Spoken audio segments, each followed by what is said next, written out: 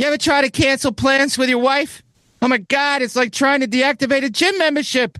You can't just say, hey, I don't feel like it. No. Suddenly she's a lawyer building a case. Oh, so you felt like going out last weekend? Yeah. Well, last weekend I still had hope, Karen. Now I just want to sit here, eat a block of cheese, and stare at the wall like a Labrador. Navigating through the chaos of these modern days. Lost in the radio. Hi, everybody. Welcome to Radio Labyrinth. Yeah, we're starting to get the lighting set up in here and everything. So, and Jeff is just back from setting fire to a bunch of Teslas. That's what he does all week. My boss is scared to drive his Tesla. He bought one years and years ago, the Model S, like the first one that came out. You shouldn't have to fear driving a vehicle because people don't like the guy who owns the company that creates the vehicle. If you're driving a Volkswagen, remember where that came from. Volkswagen Beetle was used by the Nazis. And if you are wearing Hugo Boss, remember where that came from. Hugo Boss designed the SS uniforms and pretty much had Germany make the Volkswagen. So you'll probably have to bleep that name so we don't get, kicked out of the algorithm. I don't get it. But what I do get is that Snow White and the 7 cartoon gnomes is getting, in spite of all the negative press, is getting some good reviews. Now, the initial good reviews are coming from the Access Media. So, those are the people that they get to go and meet the celebrities and see the movie and stuff. So they're not going to ruin their Disney card by giving it a bad review. The most reviews I've seen that are fair or less than fair are saying that she's good. Rachel Zegler is good in it, and her voice is really good, and she's a good singer. That Gal Gadot is terrible, and that the story stinks, and the CGI garden gnomes look awful. Garden gnomes. They look like garden gnomes. What do they look like? They look like garden gnomes. The thing that amazes me that I really lost track of, we talked about it a little bit last week, I think, but the thing that really we lost track of in this whole debacle that Disney's making this movie has nothing to do with her being of her nationality. Who cares? It's a stupid character, and if she can do the part, who cares? Or what she said about what the thing she cares about, or what Gal Gadot said. But the thing that bothered me about this whole production is they weren't going to use dwarves. Remember that shot they had of all those weird-looking baristas that were originally to play the dwarves, just like there was a mishmash, a polyglot or whatever. They had to go and they were going to hire little people actors. And then for some reason, Peter Dinklage is on, what is he on? Mark Maron. He's complaining about why would they do this outdated story and have little people in this movie? Well, the name of the story is Snow White and the 7 Dwarfs. And from what I can gather, there isn't really an awful lot of work in Hollywood for little people. Is there? Am I wrong? Tell me if I'm wrong. So he kind of put the kibosh on that, and he's why we have these ugly cartoon characters, when they could have just had little people playing them. And probably a lot of happy little people who would have been making a lot of money. Instead, they spent, millions of dollars on CGI. So maybe I could be wrong. Well, as far as them using CGI as opposed to the actors, now they did pay actors, little people, and little people did act in the film. Yes, they're underneath the CGI. That's the issue that a lot of people are, or at least a lot of little people. It paint over all of them. Yes, whatever. It's all just motion capture. Yeah. Oh, so they did motion capture. They didn't shoot the movie with little people and then go back in and digitally cover them up. Andy Serkis played all the dwarves. Everyone. Yeah. No. He's not. What he was trying to put forward was, don't restrict the roles that you're creating, for big or little people. Just let the people, the actors, like him. The biggest issue I have with that is Peter Dinklage is a great actor. Yes. And there's not as many great actors, and the pool there is even smaller. Mm-hmm. So to speak. But Dinklage played a dwarf in a very popular series, and the character, as it was written in the books, was a little person. And so that's my problem with him is, why does he come out and complain about a story that's 100 years older than Game of Thrones, that's already been a movie, a cartoon movie, and not give other people other little people in Hollywood a chance to go out and make some money and get famous and whatnot. And there's been little people and stuff our whole life. A lot of times they were exploited and made fun of, and that era is gone. But there are notable actors throughout history on television and film. So that's just my thing with Peter Dinklage. Did he mean it? Was he just throwing it out there and then it got picked up? And I just don't understand what Disney. If they had done full size people like they did with the Wonka movie, people would be pissed about that too. Right. So you can't win. So why don't you just take care of the people that need work in Hollywood? Right. That's my thought about that. The Hobbit was the one that was the biggest issue because they did use real actors, full-size people, and then through perspective made them smaller. I think what they did with Wonka was even more egregious, if you tell you the truth, because they used Deep Roy. Now, did he play him in the Tim Burton one or the most? This would be the Tim Burton one, not the Johnny Wonka one where Hugh Grant played all the Oompa Loompas. Right, but this one was Deep Roy, and they multiplied him, so he was the only one, and then they created all of them instead of having all these actors do that. Of course, his film history goes all the way back to he was Yoda. I mean, he was in the Yoda outfit originally, so I mean he's been around forever. I think Hollywood kind of looks at it as, especially now with CGI, they're looking at making the movie. They're going to go, I want the best actor. Now that technology can take care of what we make them look like, what difference does it make? And I see where, that can be an issue. But Peter Dinklage, weirdly enough, is the one that throws that out of whack, where he is an excellent actor and can play all these roles. So on Nip Tuck, he played a character where you obviously knew he was a little person, but the character wasn't written that way. And do you remember that show, Nip Tuck? Do you remember? Yeah. That's where I think most people first saw him. And it was interesting. I thought that was one of the first times you saw a character of his stature, just being just a regular member of the cast and having a romantic relationship with one of the doctor's wives, or at least it was implied. But there are Chun Tan, Blake Johnson, people who were little people actors, Will Perry, Zeta Ferry. They're all kind of not complaining about it, but they're having their voices heard. It's like, who elected Peter Dinklage king of the little people? Well, I think too, you get a lot of, like with actors in Hollywood. I remember the story that Kevin Smith told about Ben Affleck. Why do people seem like they become assholes and when they get popular? And in Hollywood, you spend your entire career being told no. Yeah. Until you're told yes. And once that yes has come, then you have power. Then there's a whole lifetime of revenge for some people. Dinklage could have followed that same thing where he's finally made it to a certain echelon. Does he use his power to help promote the people that he came from that, stuck a knife in his back every time to get a role that he was going to get, or, something like that. So it's politics on a bunch of different levels, not just their size. Right. Well, look, the little people who go into acting and want to be actors, they shouldn't be forced to be stereotypes or put in goofy roles. And thankfully, we don't live in that era anymore. But if they choose to and they want to, well, then I think they should be able to. And these are iconic characters in a Disney movie. It seems like it would be a good gig. Right. Yeah. Wouldn't you want to be known as like Sleepy or Doc or, Yeah. We here at Radio Labyrinth hope that Disney has a huge success with this movie that they made so they could keep the copyright on the story.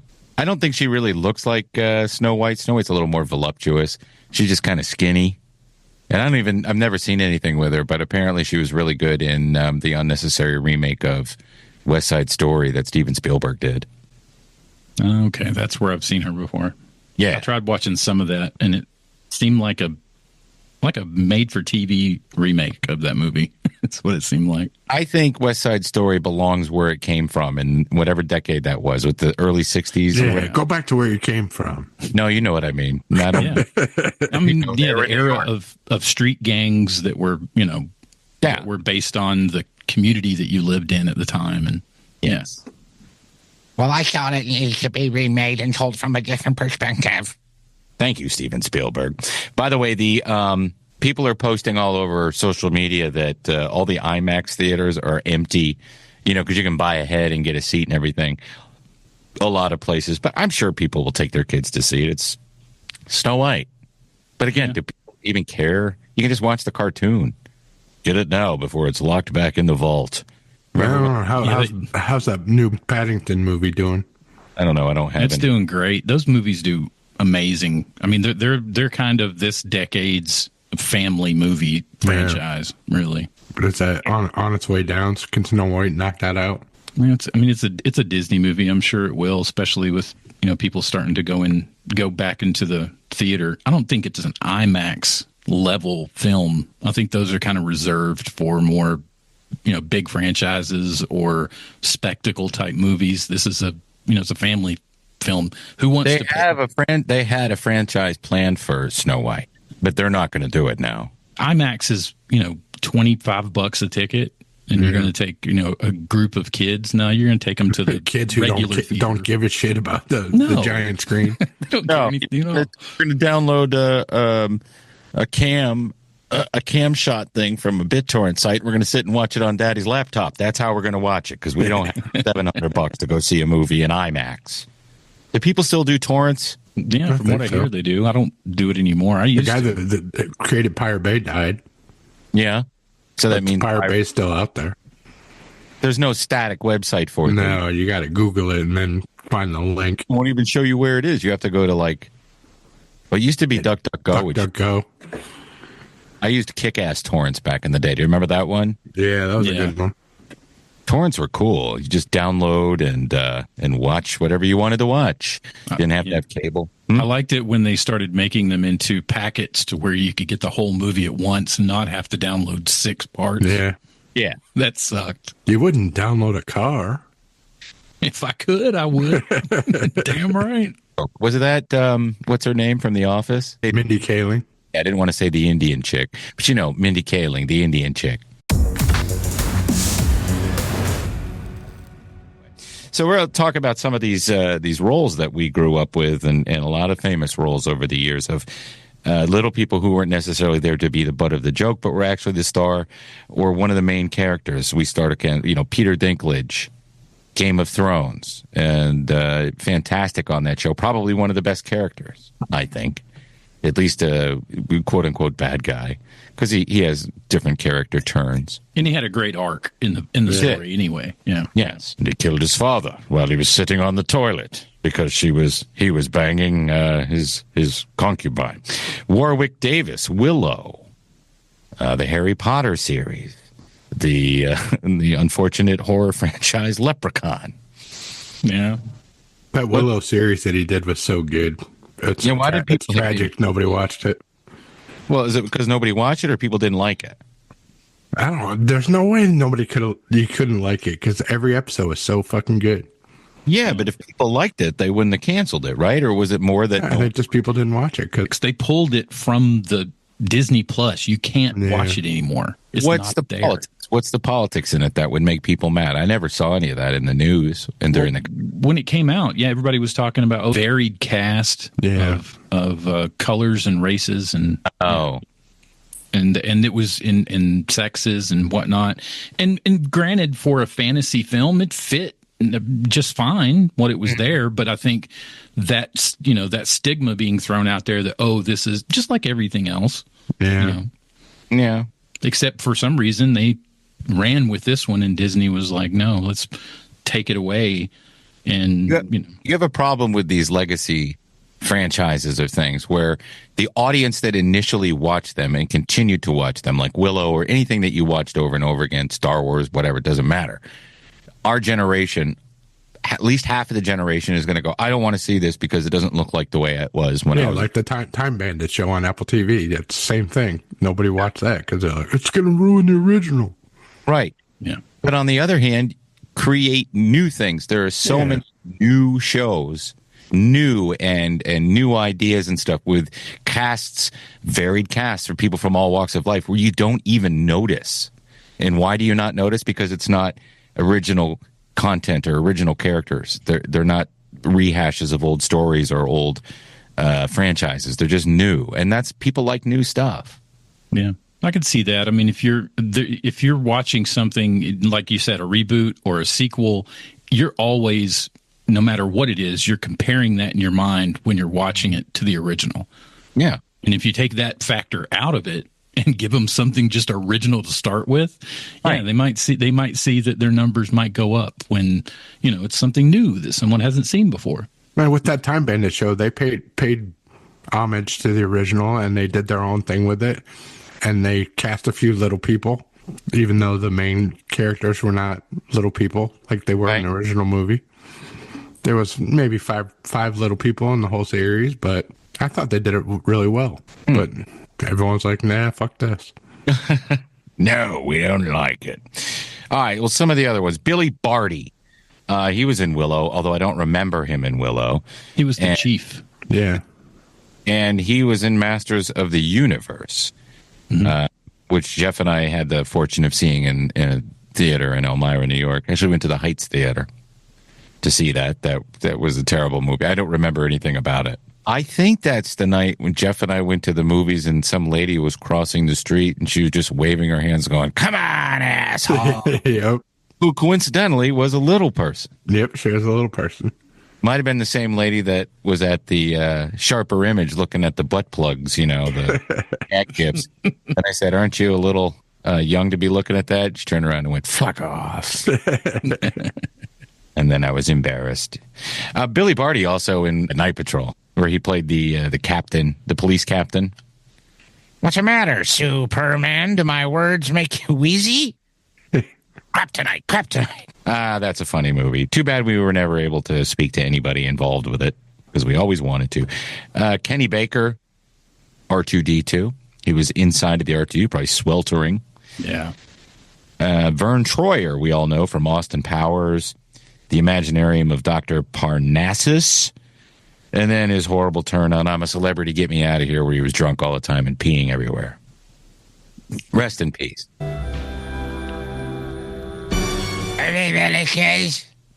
From Fantasy Island. Boss. And The Man with a Golden Gun, 1974 James Bond movie. If you're Gen X, you know Hervé Villechaize. And if you ever listen to Gilbert Gottfried's Amazing Colossal podcast, you can enjoy his impression of him, which we're not going to.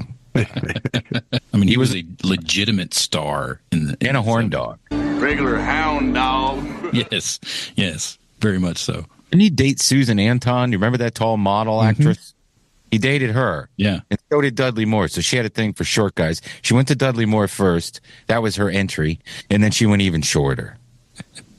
I can go smaller. I would just climb up inside of her. Okay, sorry. Zelda Rubinstein.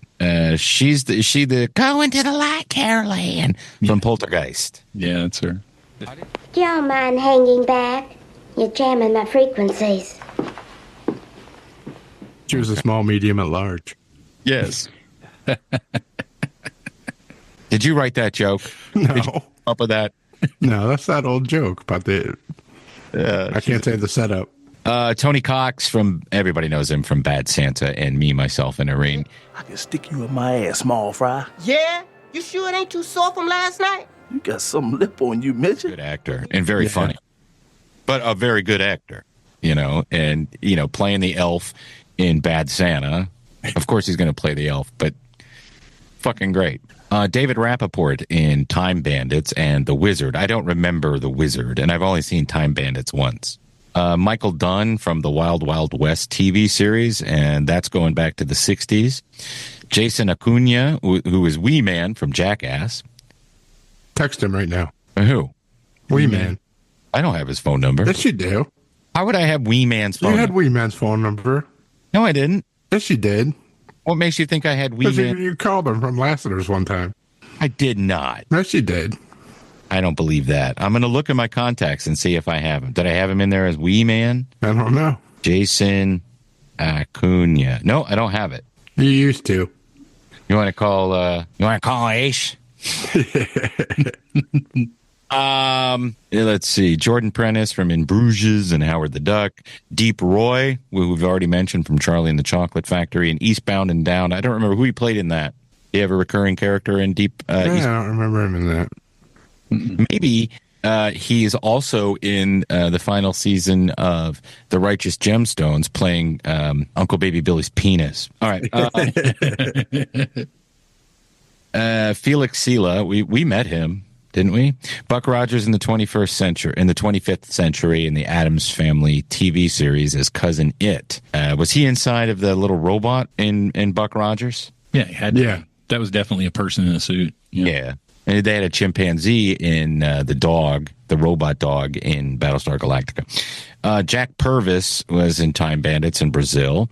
Phil Fondacaro was in Willow, Return of the Jedi, and Troll.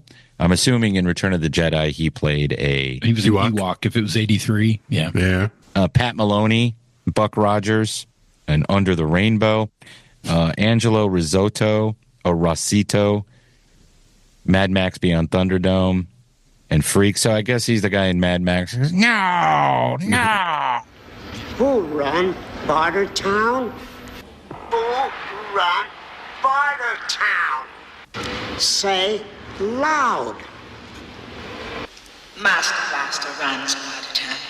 Yeah, and that was his last. I thought that was his last role, but yeah, his first role was in Freaks, which is one of the first of those movies. Yeah, now that's an exploitation film, 1932.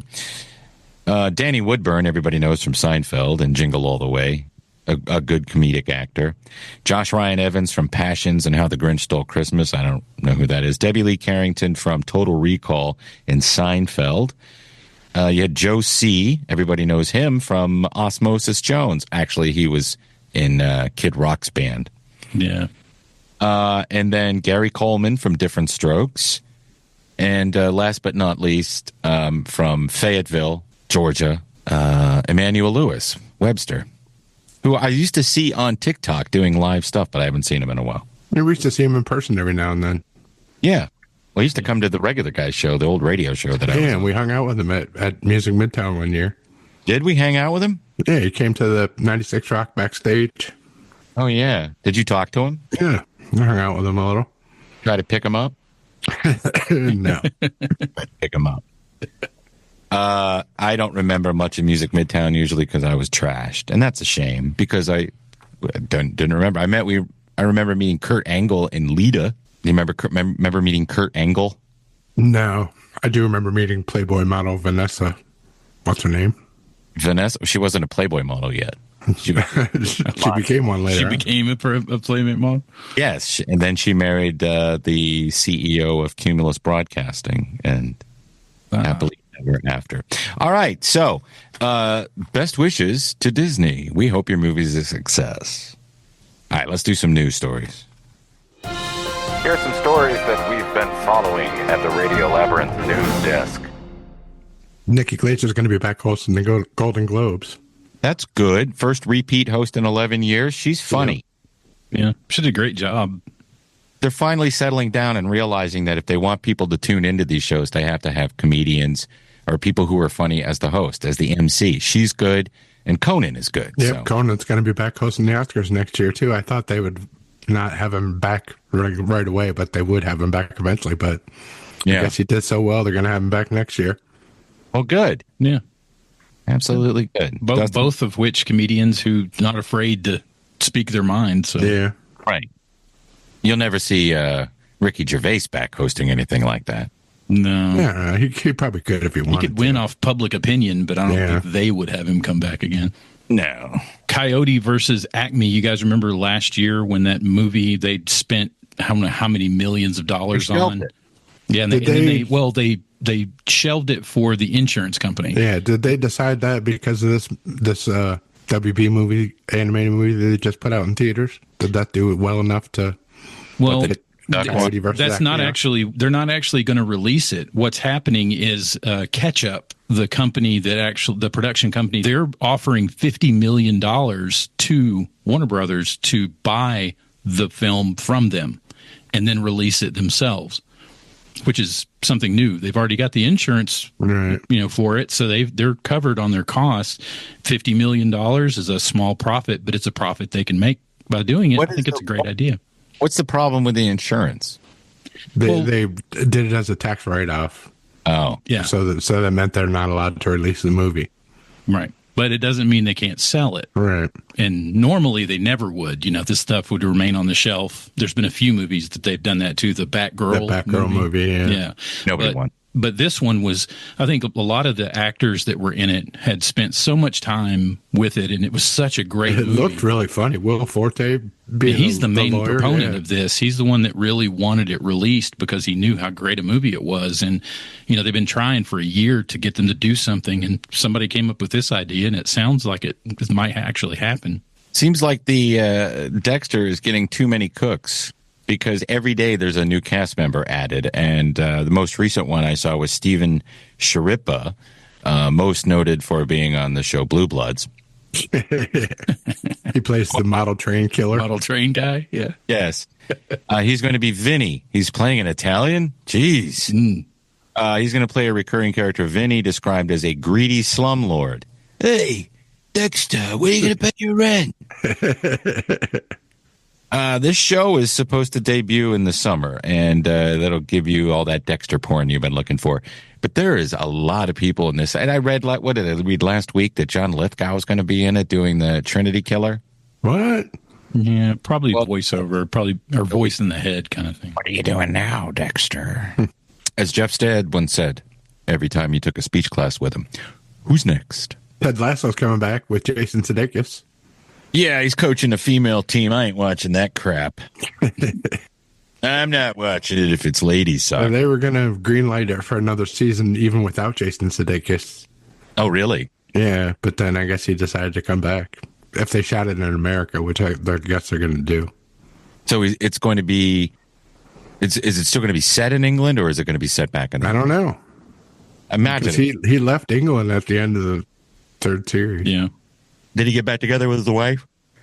No, I don't think he did. No. But this is one of those things where the audience response for that show alone is enough to carry another season. Whether they tank it or not is, it may be something they're writing into the series itself.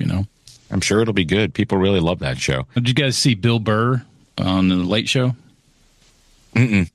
He got on to talk about his run on Broadway, which is getting rave reviews. Yeah, the whole cast is amazing. He spent the first few minutes talking about, how amazing it was to work with all these actors and everything else.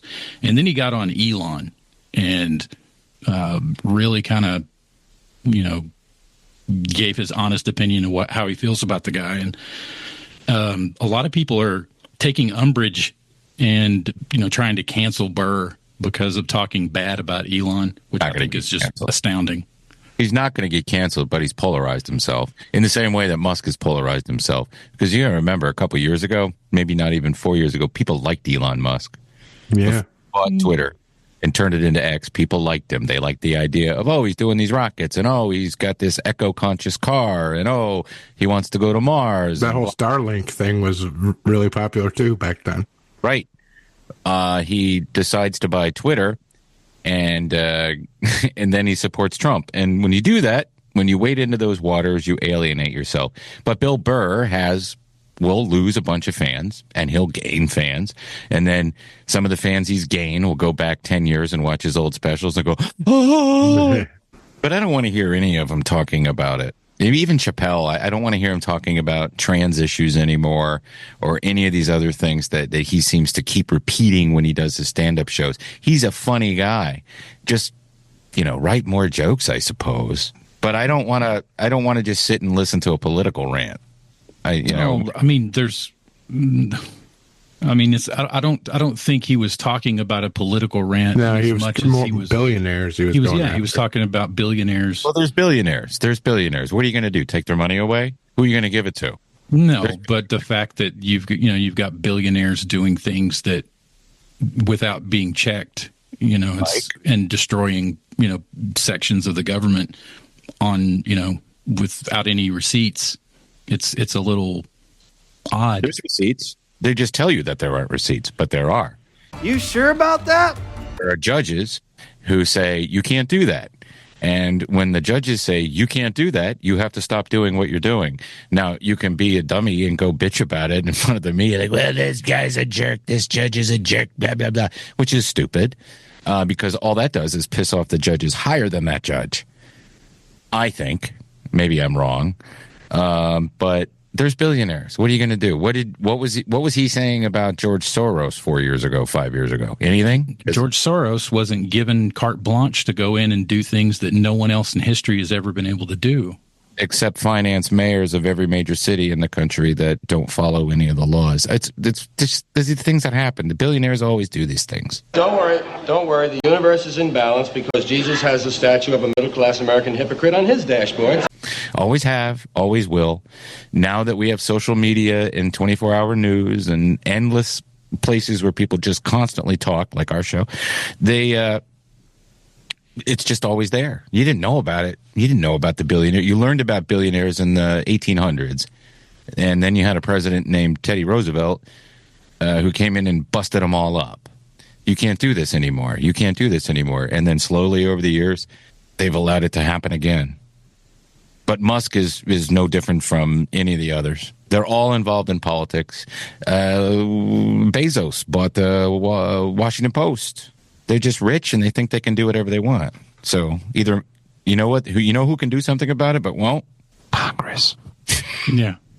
Because they haven't done anything since, I don't know, Reagan was president. But all right, enough of that. I just think to tack on a little bit more, Musk deserves to be made fun of because he's a loopy K-hole freak. And he has a lot of children, and that's funny. But I think I'm just going to say this. I don't care if people get mad. He needs to step away from what he's doing, or he's going to lose everything. He's going to lose. Yeah, let big balls take over. Or whoever that is. I don't care. You can put anybody else in there. The reason he's in there, and they'll probably keep him until the next election or the next midterms, is because he's going to fund a lot of congressional election. But all this could be solved. All the Trump issues, all the issues you had with Joe Biden, all the issues you had with any politician could be solved if Congress would do something. And they don't make laws anymore. They just let the president do whatever the president wants, and the courts decide if that's okay or not. And that's just the way it's been. Congress doesn't do shit. I don't care what party they belong to. They don't do anything but get rich or get famous and act like idiots, like that woman in Georgia. I'm not even going to say her name. You know who I'm talking about. And I'm sorry if you like her, but she's stupid. Beyond stupid. And then again, you have the woman in Queens. She's cute. She's really bold, but she's stupid. They're all dumb. Why did we have dumb people in Congress when we were kids? They were just a bunch of old people that we looked up and said, oh, that guy's old. By the way, I mean, you guys were totally right about Threads. Threads is cool. Threads is people talking about, hey, remember this? Or, hey, what did you think of this movie, this comedian? Or people being creative on there. It's like right there in the middle and a sweet spot for me. Maybe it's just because of the algorithm. But I really like looking at Threads and sharing things on Threads. Now, if you go over here and you look at X, ugh. If you go over here and you look at Blue Sky, ugh. But right there in that sweet spot. And I think the same applies to TikTok. I think TikTok's gotten a little bit better. I see less conspiracy, less government stuff. But I don't know if they're doing it or if they're just, Well, I mean, if you're not watching it, they're not sending it to you. No, I watch that shit all the time, just not on their platforms. I mean, I have to pay attention to this dumb stuff. But I'm not a fan. I know you probably think I'm being argumentative, but I'm not a huge fan of Musk. I didn't like him before. I just think he's a weirdo. But you either make it illegal for people to be billionaires, or if they are billionaires, to get involved with politics. And the only people that can do that are the Congress. Yeah. So, and he personally went to space and saved those 2 astronauts by himself. I did. I flew up there. I didn't even have a rocket. I just flew up there. Please don't destroy my cars. I don't like violence.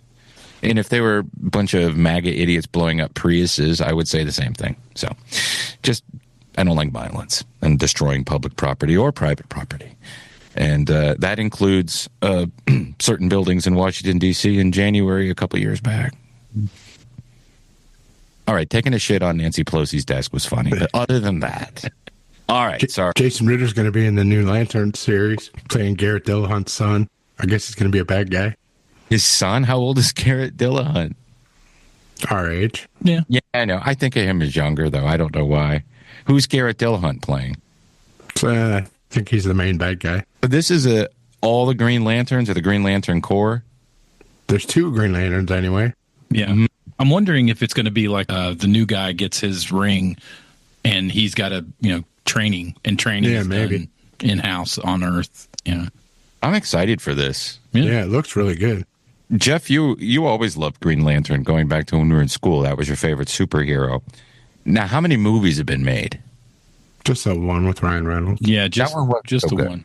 There's a bunch of good animated ones. Yes. Yeah, the animated ones are awesome. Yeah. It's a cool, I don't know how many people know about the Green Lantern and the Green Lantern universe, but it's a cool franchise, or it's a cool property, and I hope that they do it justice. Yeah. I like Jason Ritter. I'll watch him in anything. Brian May says Queen may release new material. He says that it could happen. I hope it doesn't, but maybe they will. The 2 people that wrote all of Queen's songs are dead. So you'll just have to have Adam Lambert and whoever's left in Queen, Brian May and Roger Taylor. They're writing. So we'll see. It's not going to be Queen. Are people clamoring for Queen? I don't think so. No, I mean, they've had such a huge run in the last 10 years just off of Adam Lambert's stuff. Yeah. And, I think the guy that's on, and I don't remember his name, but he's the guy on social media that because he sounds exactly like Freddie Mercury. The guy that went viral for singing Someone to Love? Yes, at the piano. Yeah, he was, him getting together with them would be great. Adam Lambert throws way too much Adam Lambert onto his Freddie Mercury for me to like it. But that's who that'll be. I think you're right. That guy, he kind of looked like Freddie Mercury. Yeah. And he sounded like him. And what Journey did with Anel sounded exactly like Steve Perry. That didn't look like him, but he had fun bouncing around the stage. Did you ever see them with Anel? Not live. I saw him at Lakewood once with that guy. Amazing show. Everybody there loves Journey. Everybody's singing, and he's having a good time. Just do you don't need new songs. Just keep going to the live stuff. Hey, if you're in Conyers and you're hungry, or if you're in any part of the area near Conyers, Georgia, which is right outside of Atlanta, Georgia, and you're hungry and you want some really good pizza or gyros, why not check out Atlanta Pizza and Gyro? They've proudly been serving the East Metro Atlanta area for over 40 years. They're a great place to be this winter, and Atlanta Pizza and Gyro is ready for the holiday season. Now, no need to break traffic laws and smuggle it in from Texas, you bandits. Stop by AP&G and get $3.50 Coors Banquet stubby bottles and more. They've got the best gyros, pizzas and hot subs, and Greek and Italian specialties around. Stop by Monday through Friday, 11 to 9 p.m., and on Saturday from noon to 9 p.m. They are closed on Sundays. Tuesday nights, they have team trivia from 7 to 8:30. Bring your smartest friends and test your trivia knowledge against the best Conyers has to offer. And if it's just like Dustin, for example, you have a good chance of winning. I wash my hair with their house dressing. Or you put one of those caps on so it really soaks into your scalp. Exactly. And then whatever drips out in the night makes like a lovely little 2 a.m. snack. By the way, their food truck is on blocks until the end. No, for the winter. I'm sorry. For the winter season? Yeah. All right. Hey, do you have a commercial or residential construction printing need? Well, what are you waiting for? Contact LDI Repro Printing of Athens. They've been in Athens, Georgia since 2005 with fast turnaround and affordable prices. Call 706-316-9366 or email them at athens@ldiline.com. Guys, are you reading the online comments? Gotta read some of these comments. I'm loving your guys' comments. You're reading your own comments? Yeah, they're really good. I worked hard on them. The secret is don't read the comment cards. Some YouTube comments. We don't have any because guess what? I forgot to post our staff picks. Shocking, right? Because, well, I did all right for 2 weeks. I'll get this week's staff picks in there for sure. But our YouTube comments this week come from Brett Perkins, who says, I've been watching The Sopranos with the wife for the first time. It is great, but Silvio looks like an Italian mob Max Headroom. Hey, Tone. Hey, Tone. Tone. Tone. I don't think we have anything to gain by letting him live. JJ says, I can't believe that no one mentioned the best comedy duo of all time, Keanu Reeves and Gene Hackman. The Replacements is greater than Unforgiven. The Replacements was good. Yeah, Replacements was pretty good. Yeah. No. Especially when a time when it came out after all of those 80s football movies were done. It actually worked in like the early 90s.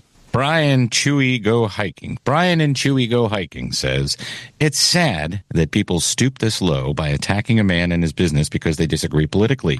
He's talking about, who's he talking about? Elon Musk. There are more humane ways to go about it, but to destroy property is flat out wrong. Well, you got to think about the people that work at that dealership, and you got to think about the people that, anyway, that's what you got to think about. I know you hate the guy, but think about the people whose jobs you're affecting, and think about the 6,000 people that assemble them in the country, or maybe even more, 60,000 people. People have jobs. Let the people have jobs. In our weekly series of polls on our YouTube page, Dustin posted, which side won the J.D. Vance meme war? And, of course, memes have no winners. Only losers came in victorious at 69%. Yeah, 69. Hell yeah.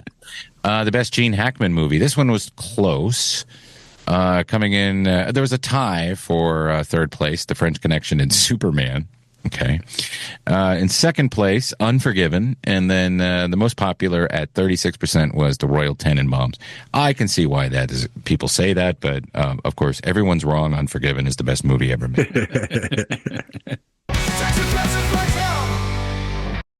Text Impressions by Tim. And what voice that I can't do are you going to dump on me today? This week it's going to be Mr. Bill Burr. I can't do Bill Burr. It's going to be awful. I think you can do it. It is going to be terrible. But of course I have to do it. So there's Text Impressions with Tim will now do the worst Bill Burr impression you've ever heard in your life. You ever try to cancel plans with your wife? Oh my God, it's like trying to deactivate a gym membership. You can't just say, hey, I don't feel like it. No. Suddenly she's a lawyer building a case. Oh, so you felt like going out last weekend? Yeah. Well, last weekend I still had hope, Karen. Now I just want to sit here, eat a block of cheese, and stare at the wall like a goddamn Labrador. That's great. Yeah, it wasn't bad. It wasn't bad at all. Is there another one? Yeah, I'll send it over. My favorite part of podcasting is running my mouth for an hour. The only time I don't like it is when I'm off. Then that hour feels like a day and a half. There you go. That was a decent Bill Burr. That was good. Yeah.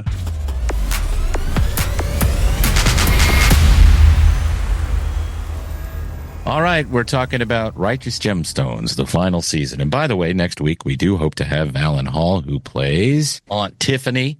She'll be joining us. We haven't seen her yet. She wasn't. Yeah, we saw her a little bit on stage. She was dancing. Oh, that's right. She was on stage dancing, but no speaking. But we did see. Now, Bradley Cooper, by the way, fantastic in the first episode. Yeah. Second episode, you pick right back up where they left off last season. Walton Goggins, man, I hope that wasn't a prosthetic. That was that 90-year-old guy they got for the first time when he came out of that hot tub. Yeah. Yeah, it was definitely CG'd below the waist, but it was hot. That was I laughed just this entire episode.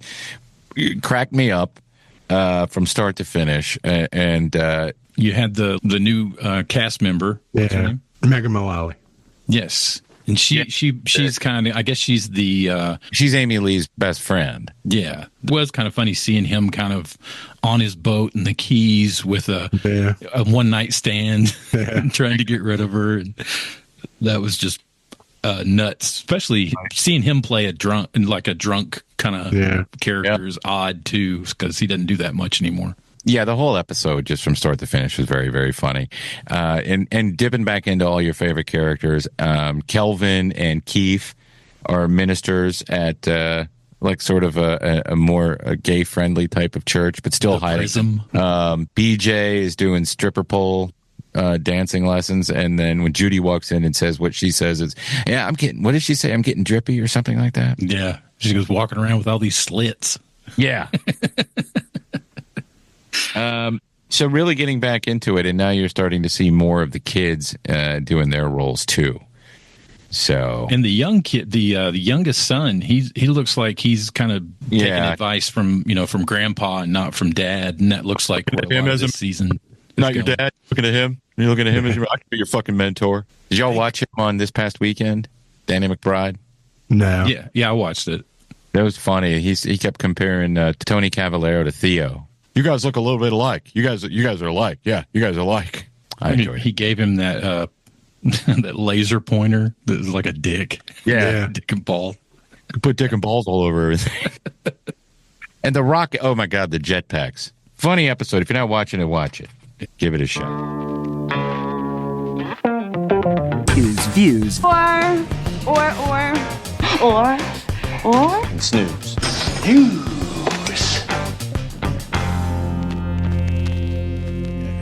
Last week was John Mulaney, Everybody's Live, which was good. It's still a train wreck of a show, but it's fun to watch.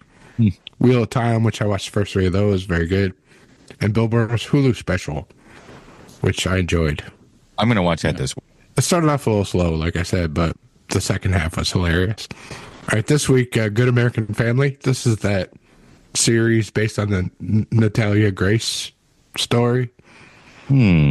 Got Mark Duplass playing the dad. What was the crux of this? Is this the one where they adopted someone and she was they supposed adopted to be an that little older person? girl, and they thought she was like a 9-year-old girl, but she was really a little person. Wow, yeah. I think it looks good. But this was a full-grown adult that they thought was a child. Yeah. Happy Face starts this week. This is that Dennis Quaid playing that real-life serial killer guy. I've heard this is fantastic. Yeah, I'm looking forward to seeing this. That's on Paramount Plus. I'm going to watch that. Yeah, I'll watch that.